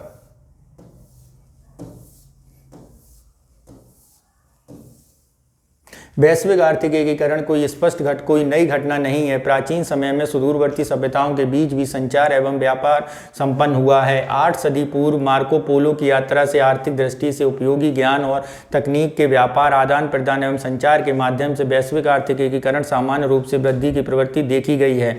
आर्थिक क्षेत्र में वैश्वीकरण की प्रक्रिया सदैव आसानी से आगे नहीं बढ़ी है। इससे जिन जिन को प्रभावित किया है वे सभी सामाजिक इससे हमेशा लाभान्वित नहीं हुए, लेकिन रोमन साम्राज्य में पतन के बाद ये अंतर युद्ध की अवधि के दौरान कुछ व्यवधानों के बावजूद भी पूरे विश्व के विभिन्न समाजों के बीच आर्थिक एकीकरण की गति सामान्यतः बढ़ती गई है। वास्तव में पिछली आधी सदी के दौरान आर्थिक वैश्वीकरण की गति में विशेष रूप से तेजी आई है। मानव प्रवास के अपवाद के साथ वर्तमान में वैश्विक आर्थिक एकीकरण पूर्व की अपेक्षा अधिक बढ़ गया है और आगे इसके और अधिक बढ़ने की संभावना है। 3 मूलभूत कारकों ने आर्थिक वैश्वीकरण की प्रक्रिया को प्रभावित किया है। इसके साथ ही संभावना है कि भविष्य में भी इसे आगे बढ़ाना जारी रखेंगे। पहला, परिवहन एवं संचार में प्रौद्योगिकी में सुधार, वस्तुओं, सेवाओं तथा उत्पादन के कारकों में आवागमन और आर्थिक रूप से लाभप्रद ज्ञान और प्रौद्योगिकी के प्रचार प्रसार की लागत कम हो गई है। दूसरा, व्यक्तियों के समाजों की रुचि सामान्यता वैश्विक रूप से बढ़ते आर्थिक एकीकरण के माध्यम से परिवहन और संचार में घटती लागतों से उपलब्ध अवसरों से लाभ उठाने के पक्षधर रही है। तीसरा, सर्वाधिक नीतियों ने आर्थिक एकीकरण के स्वभाव एवं इसकी गति को उल्लेखनीय ढंग से प्रभावित किया है, यद्यपि इसका प्रभाव सदैव बढ़ते आर्थिक एकीकरण की दिशा में ही नहीं रहा। ठीक है, तो यहाँ पर क्वेश्चन है, क्वेश्चन नंबर 48, गद्यांश के अनुसार आर्थिक एकीकरण के माध्यम से वैश्वीकरण क्या है? प्राचीन काल में अस्तित्व में नहीं था, बिल्कुल गलत। हर समय मुक्त रूप से स्वीकार किया गया, ऐसा भी नहीं। इसने विश्व भर के लोगों को बड़े समूह लाभान्वित नहीं, यद्यपि नया नहीं है, लेकिन इसकी जड़ें आधुनिकता के मजबूत होती जाती हैं। ये बात बिल्कुल सही है। नेक्स्ट है क्वेश्चन नंबर 49, निम्नलिखित में से किसके माध्यम से आर्थिक एकीकरण तुरंत गति दी जा सकती है? संचार विधियों से प्रगति, आर्थिक एकीकरण के लिए परिवहन संभावनाओं खोलकर, आर्थिक एकीकरण के लिए सार्वजनिक नीति। तो यहाँ पर यदि हम बात करें तो ऊपर से ये गलत हैं, बल्कि ये दोनों सही हैं, यानी ऑप्शन सी हमारा सही होगा। निम्नलिखित में से किसे सदियों से चले आ रहे आर्थिक एकीकरण के लिए स्वीकार निष्कर्ष माना गया है? तो यहाँ पर देखिए, समाज द्वारा बार बार आर्थिक एकीकरण उत्पन्न हुए अवसरों, बिल्कुल सही। आर्थिक एकीकरण के माध्यम से स्वयं का ज्ञान स्तर, ये भी सही, यानी ऑप्शन सी हमारा सही होगा। नेक्स्ट चलते हैं, विधवा, निराश्रित, अलग हुई, परित्यक्त, निष्कासित, वृद्धा और युवा, अविवाहित, अकेली स्त्रियों की ओर समाज और सरकार दोनों का ही ध्यान नहीं जाता। देश में सर्वाधिक विस्मृत महिलाओं की संख्या की जानकारी तो कम है ही, साथ ही साथ वे कैसे अपना जीवन जी रही हैं, यह जानकारी भी बहुत ही कम उपलब्ध है। 2002 की जनगणना के अनुसार देश में 39.8 मिलियन अकेली महिलाएं हैं। अकेली महिलाओं के अधिकारों के लिए बना राष्ट्रीय फोरम विभिन्न राज्यों में 50,000 से अधिक महिलाओं का एक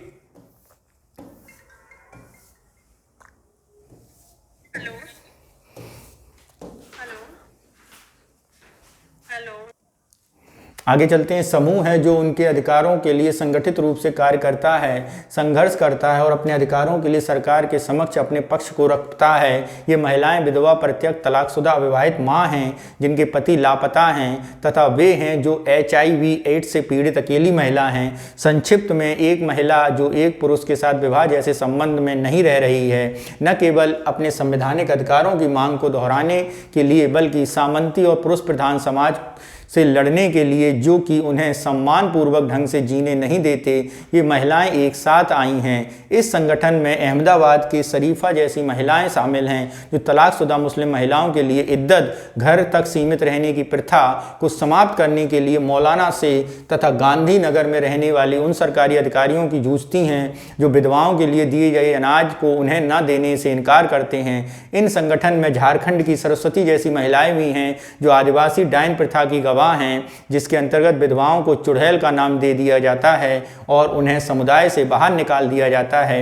इसलिए किया जाता है कि उस स्त्री को अपने पति की मृत्यु के बाद संपत्ति के अधिकार का दावा रोका जा सके। तो अब यहाँ पर कुछ क्वेश्चन दिए गए हैं, उनके आंसर आपको देने हैं। देश में सर्वाधिक विस्मृत महिलाएं, मुख्य उद्देश्य क्या है? समाज में सरकार दोनों को द्वारा उपेक्षित नहीं। देश की अकेली महिलाओं की दयनीय स्थिति, हाँ। अकेली महिलाओं के प्रति समाज सरकार की असंवेदनशीलता, महिलाओं की जनसंख्या एक विशेष हिस्सा जिनका उल्लेख सरकारी कार्यसूची में नहीं होता, वे अकेली महिलाएं हैं। यही हमारा सही आंसर होगा। ठीक है, नेक्स्ट चलते हैं क्वेश्चन नंबर 52। गद्यांश के अनुसार वह महिला जो एक पुरुष के साथ विवाह जैसे संबंध के तहत नहीं रह रही हो सकती, अविवाहित महिलाएं जिनके पति मर गया हो, HIV/AIDS, अब अकेली माँ, आदिवासी। तो यहाँ पर सबसे सटीक आंसर क्या है? अकेली माँ। नेक्स्ट चलते हैं क्वेश्चन नंबर 53।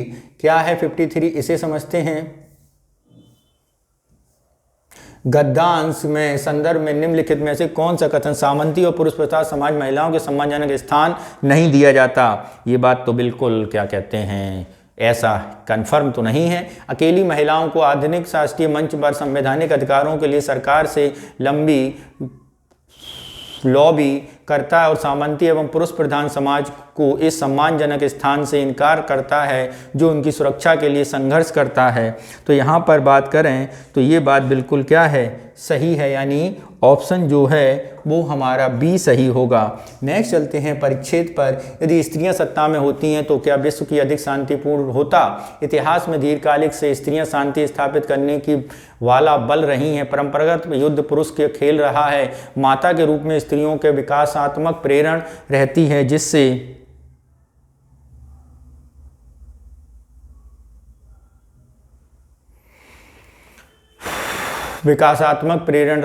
जिससे वे उन परिस्थितियों को बनाकर रखे हैं जिसमें वे अपनी संतान का पालन पोषण कर सकें और यह सुनिश्चित करना कि उनके जिन पीढ़ियों को अस्तित्व में रहें। संशयी व्यक्ति तुरंत ही यह जवाब देगा कि स्त्रियों ने कभी भी युद्ध इसलिए नहीं किया क्योंकि वे विरले ही सत्ता में रहीं। यदि उन्हें नेता के रूप में सशक्त किया जाता तो अराजक विश्व की परिस्थितियाँ उन्हें वही युद्ध प्रिय निर्णय लेने के लिए मजबूर कर देती जो निर्णय पुरुष लेते हैं। मार्गरेट थैचर, गोल्डा मीर और इंदिरा गांधी शक्तिशाली महिलाएं ये भी सभी अपने देशों को युद्ध की ओर ले गईं, किंतु यह भी सत्य है कि महिलाएं पुरुषों की दुनिया के राजनीतिक नियमों का अनुकरण करके ही सत्ता में आई हैं। पुरुष मान्यताओं का पालन करने का कारण ही इन्हें सत्ता में आने में सफलता मिली है। एक ऐसी दुनिया जिसमें महिलाओं का नेतृत्व स्थानों और अनुपातिक भागीदारी मिले, वहाँ उनका सत्ता में आचरण भिन्न हो सकता है। रूढ़िवादी परंपरा के अनुसार भिन्न मनोवैज्ञानिक अध्ययन दर्शाते हैं कि पुरुष का झुकाव नियंत्रणकारी सत्ता की तरफ रहता है जबकि महिलाएं सहयोगी होती हैं और उन्हें आकर्षण, अनुनय, मृदु शक्ति, सहज ज्ञान होता है। सूचना पर आधारित समाज में नेटवर्क पदानुक्रम आधारित संबंधों की जगह ले रहा है। बौद्धिक श्रम अब आज्ञाकारी होते हैं। विभिन्न प्रकार की संस्थाओं का प्रबंधन सहभागी नेतृत्व और विवेकीकृत नेतृत्व की दिशा में बढ़ रहा है जिसमें नेता एक वृत्त के केंद्र में है न कि पिरामिड के शीर्ष पर। तो बताना है निम्नलिखित में से कौन सा कथन सही है। पहला, विभिन्न देशों में राजनीतिक नेतृत्व महिलाओं का प्रतिनिधित्व कम है, बिल्कुल सही है। वैश्विक राजनीति की संरचना अराजक है, सही है। एक कठोर नेता थी, तीनों बातें सही हैं। ऑप्शन सी हमारा सही होगा। ठीक है, अगला क्वेश्चन, यातायात संकुलन को कम करने के लिए परिवहन योजनाकारों ने शहर में एलिवेटेड मोनोरेल यात्रा की और परिष्कृत प्रणाली स्थापित करने का निर्णय लिया। हालांकि किसी के द्वारा इंगित किया गया है कि मेट्रो रेल प्रणाली यातायात समस्या का एक अधिक प्रभावशाली समाधान होगा। इस प्रकार योजना ठप हो गई और इसके अलावा चूंकि परियोजना के लिए बजट तैयार नहीं किया गया था, इसलिए कुछ समय के लिए मोनोरेल के काम को रोकना उचित समझा गया। इस बीच शहर में यातायात योजनाकारों ने इसी समस्या को दूर करने के उद्देश्य से शहर में सबवे फ्लाईओवर की कौशल प्रणाली निर्माण का निर्णय लिया। जब योजनाकार संबंधित पक्षों का अनुबंधन देने की तैयारी कर रहे थे तो परिवहन योजनाकार इस विवाद के साथ सामने आए कि सबवे मोनोरेल प्रणाली के एक स्तंभ के स्थान के साथ हस्तक्षेप करता रहे। यातायात योजनाकारों को विचार छोड़ना पड़ा और संभावित समाधानों को सोचना पड़ा। उपरोक्त परिच्छेद में कौन सा सर्वाधिक तार्किक तर्कसंगत इंफ्रेंशन निकाला जा सकता है। तो यहाँ पर यदि हम बात करें तो यह शहर की योजनाकार दो समूहों के बीच बड़ा विवाद है, नहीं। ठीक है, अगला, शहर के अधिकारियों महसूस किया मोनोरेल प्रणाली अनिवार्य रूप से व्यवहारिक है, नहीं। यह परियोजना अनिश्चित काल के लिए रोक दिया जाएगा, ये बात बिल्कुल सही है। अगला, अभियांत्रिकी स्नातकोत्तर जानने जा रहे छात्रों को एक सर्वेक्षण बताता है कि 60% छात्रों का मानना कि यांत्रिक अभियांत्रिकी महिलाओं के लिए अनुपयुक्त पेशा है। यांत्रिक अभियांत्रिकी में स्नातकोत्तर या उच्च डिग्री प्राप्त महिलाएं, एक शोध अध्ययन में पाया कि 99% ऐसी महिलाएं पेशे में सफल रही हैं। तो यहाँ पर यदि बात करें कौन सी स्टेट क्वेश्चन सही होगा, तो यह अनुमान कई छात्रों को उपरोक्त परिच्छेद में तार्किक क्या है। यह छात्रों को विभिन्न परिस्थितियों के विषय में बारे में गलत धारणा है। यांत्रिक अभियांत्रिकी उच्च डिग्री वाले पुरुष मानते हैं, यांत्रिक अभियांत्रिकी स्नातकोत्तर उच्च डिग्री महिलाओं के लिए उपयुक्त पेशा है। ये बात बिल्कुल सही है।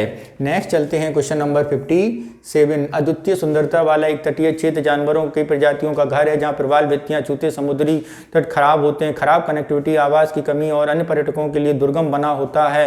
यह कंपनी ने इस अवसर को चिन्हित किया और निकटतम प्रमुख शहर के हवाई अड्डे से हेलीकॉप्टर सेवाओं के साथ एक लग्जरी रिसोर्ट विकसित करने की योजना बना रही है। पर्यावरणविद इस बात से चिंतित हैं कि इससे वह क्षेत्र में अत्यधिक भीड़भाड़ वाला हो जाएगा, किसी भी अन्य प्रमुख समुद्र तट के रिसोर्ट की तरह दूषित हो जाएगा।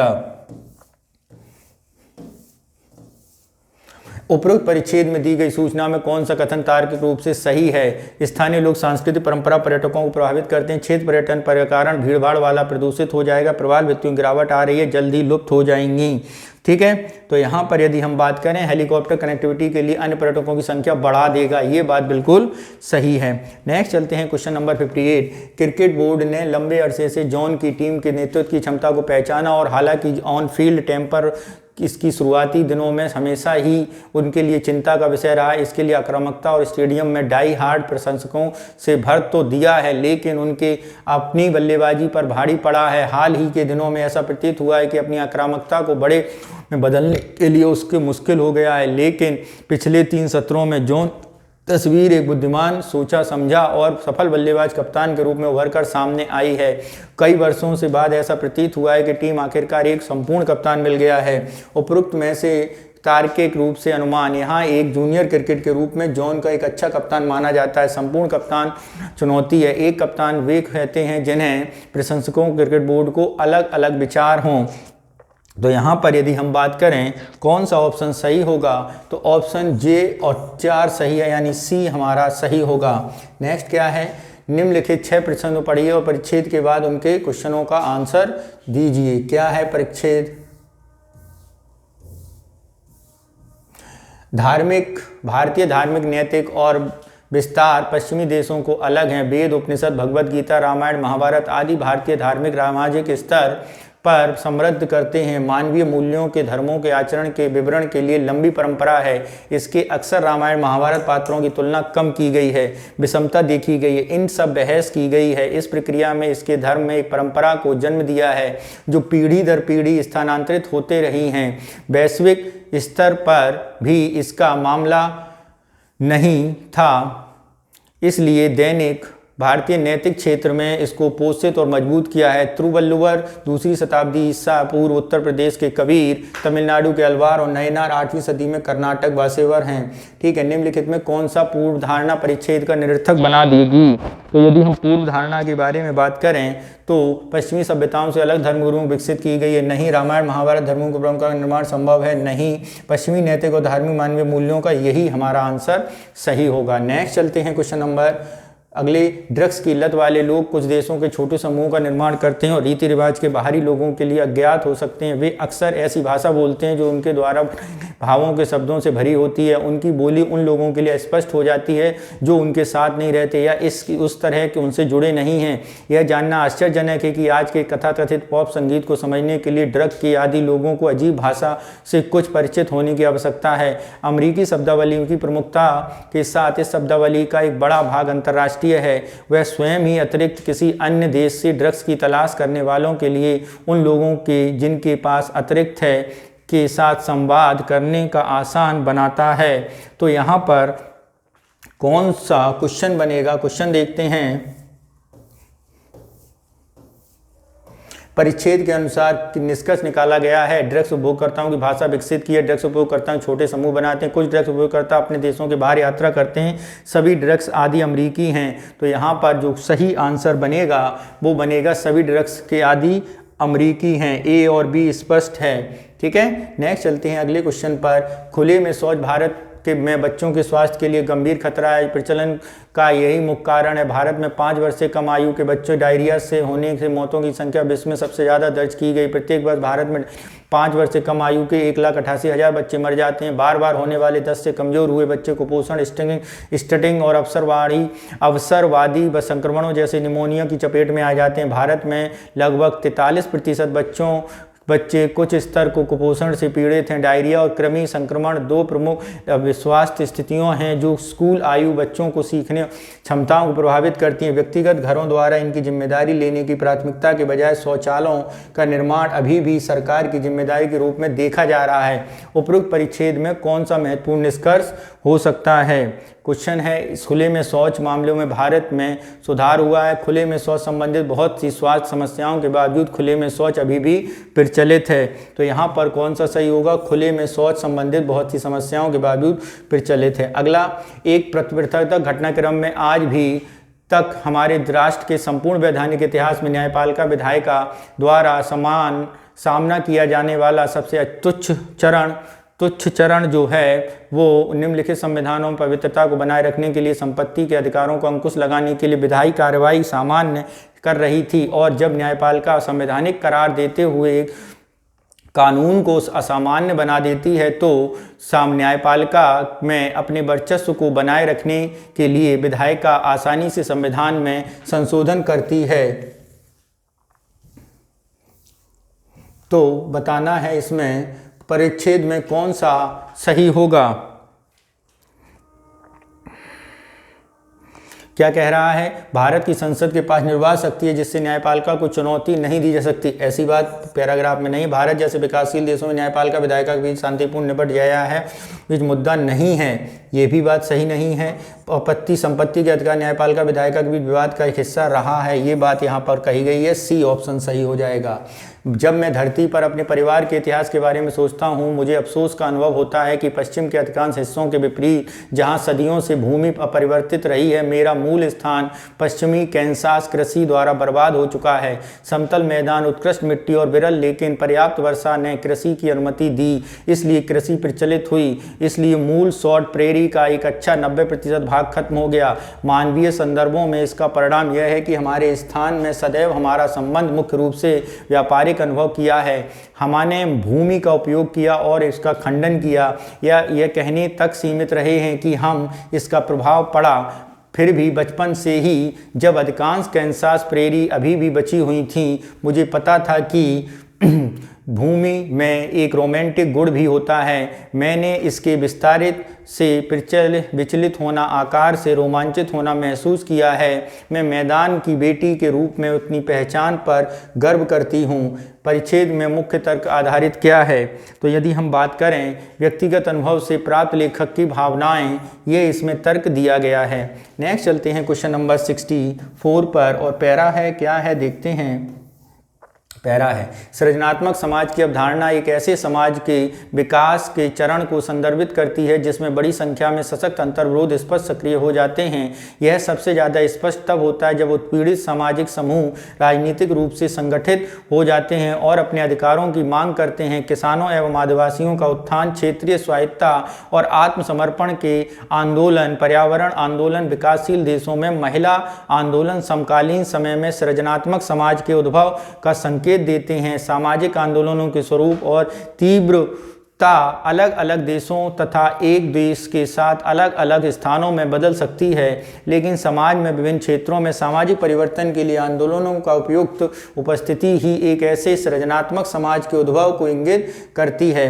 परिच्छेद के संदर्भ में एक सृजनात्मक समाज होने के विभिन्न प्रकार के सामाजिक आंदोलनों का होना आवश्यक है। एक सृजनात्मक समाज होने के लिए सशक्त विरोधाभासों के संघर्षों का होना अनिवार्य है। तो यहाँ पर यदि हम सही उत्तर देखें तो ये दोनों बातें बिल्कुल सही हैं। नेक्स्ट चलते हैं, किस वर्ष के कैलेंडर में वैसा ही है जो 2008 का कैलेंडर होगा। तो अगर हम ऐसा सवाल देखते हैं किसी वर्ष का कैलेंडर, जैसा कि 2008 का लीप ईयर्स था तो अगला लीप ईयर 2008 के बाद 28 वर्ष बाद होगा। तो 28 प्लस 2008 यानी 6320 2036 यानी ऑप्शन डी हमारा जो होगा वो सही होगा। नेक्स्ट चलते हैं क्वेश्चन नंबर अगला।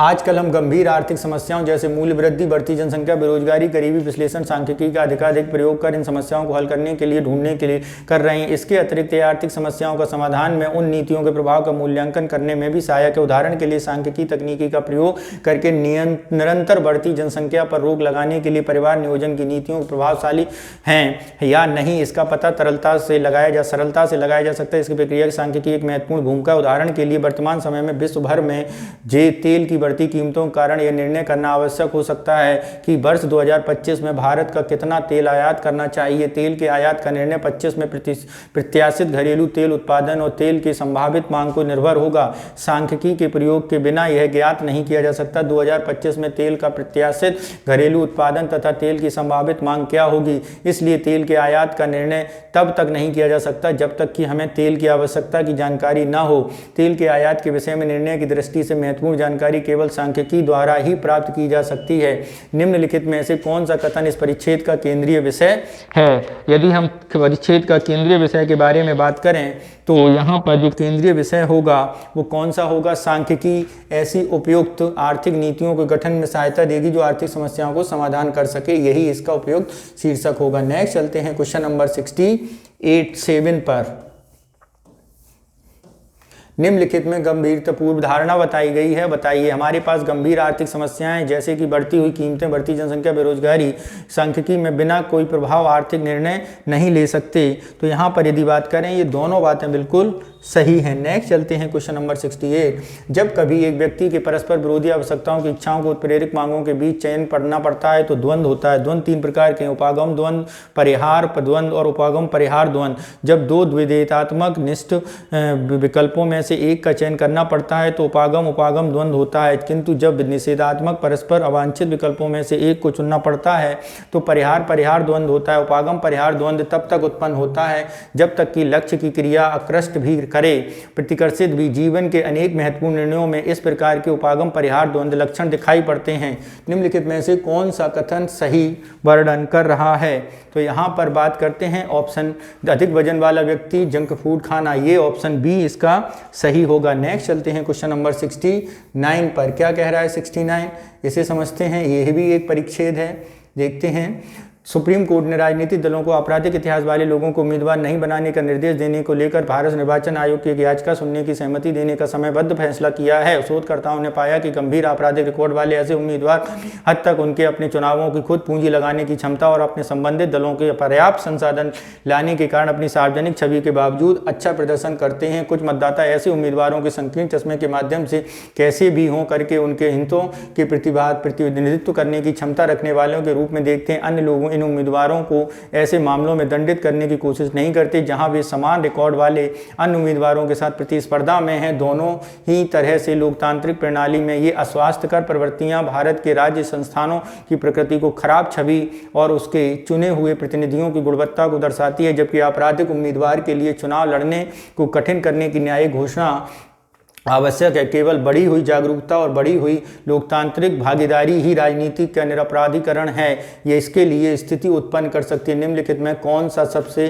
तार्किक तर्कसंगत निष्कर्ष है जो उपरोक्त परिच्छेद को से निकाला जा सकता है? बढ़ी हुई जागरूकता और बढ़ी हुई लोकतांत्रिक भागीदारी भारतीय राजनीतिक निरपराधी की गारंटी देगा। न्यायिक घोषणाएं बढ़ी हुई लोकतांत्रिक भागीदारी के बिना भारतीय राजनीति निरपराधीकरण कुशल सिद्ध होंगी। मतदान करते समय अधिकांश मतदाता स्वयं को द्वंद्व की स्थिति में पाते हैं, क्योंकि अधिकांश उम्मीदवारों के खिलाफ गंभीर मामले होते हैं। मतदाता उन उम्मीदवारों को दंडित नहीं करना चाहिए जिनका विरुद्ध अपराधी मामले मतदान नहीं करना चाहिए।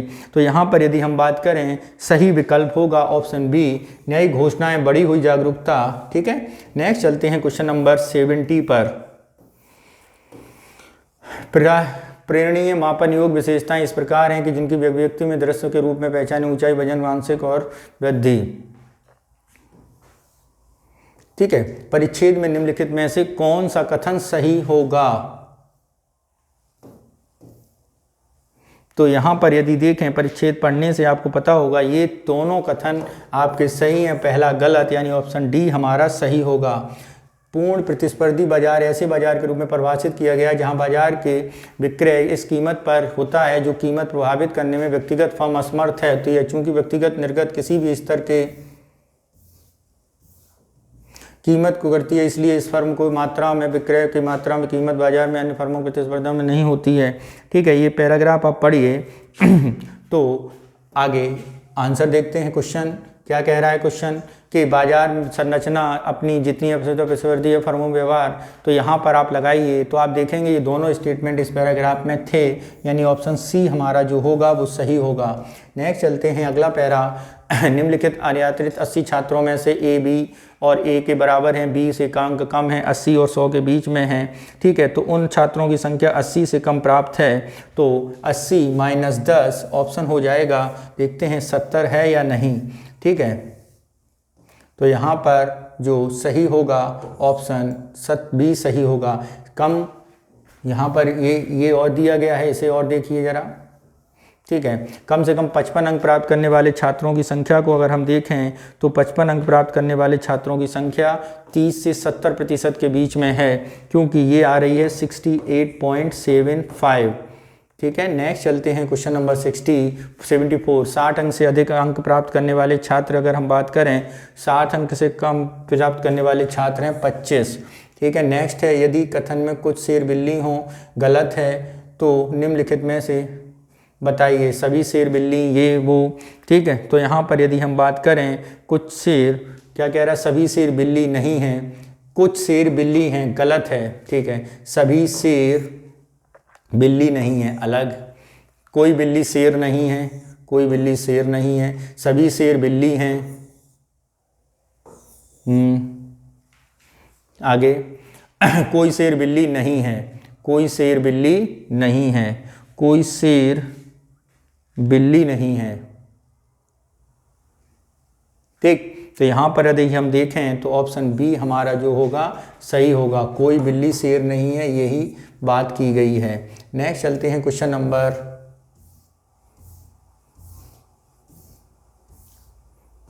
पिता की आयु पुत्र ने जब तुम्हारी आयु मेरी आयु के बराबर वर्तमान आयु 3 गुने के 4 गुने से वर्ष कम होगी, तो यहाँ पर यदि हम बात करेंगे तो ऑप्शन आ जाएगा आपका वर्तमान आयु 18 वर्ष होगी। ठीक है, नेक्स्ट चलते हैं क्वेश्चन नंबर, ये पैराग्राफ देखिए। ठीक है, अब किस वर्ष वार्षिक आय में सांविधिक वृद्धि की गई है? तो अगर हम वृद्धि की बात करें तो यहाँ पर वृद्धि हुई है 2016 में। ठीक है, नेक्स्ट चलते हैं क्वेश्चन नंबर 78। ये दिया गया है पैराग्राफ महिला और पुरुष। ठीक है, अब बताना है किस वर्ष विद्यालय लिंगानुपात दूसरे स्थान पर रहा। तो यहाँ पर अगर लिंगानुपात की बात करें तो वो रहा विद्यालय 2017। ठीक है, 19 में क्या रहा सिस्टम? 19 की अगर हम बात करें तो 19 भी होगा आपका या 1 या 2। ठीक है, 80 क्वेश्चन देखना है तो मित्रों 80 का देखेंगे तो 80 आएगा यहाँ पे 5। क्या आएगा? 5, यानी ऑप्शन कौन सा सही होगा? बी हमारा सही होगा। तो इस तरह मित्रों आज हम लोगों ने दृष्टि IAS संस्थान का मॉडल टेस्ट संख्या CSET का सॉल्व किया है। शेष CSET के पेपर भी सॉल्व कर दिए जाएंगे। आप हमारे चैनल से जुड़े रहिए और हमारे चैनल को सब्सक्राइब लाइक ज़रूर कीजिए। इसके साथ ही हमारा एक UPSC बेस्ड कंटेंट बेस्ड एक चैनल सिनेरियो IAS है, आप उस पर भी जाइए, लाइक करिए, शेयर करिए और सब्सक्राइब करिए। ठीक है मित्रों सब्सक्राइब करने में ज़्यादा समय नहीं लगता है, आपका 1 सेकंड से भी कम समय लगेगा। तो आप सब्सक्राइब और बेल आइकॉन बटन ज़रूर दबाइए। थैंक यू, जय हिंद।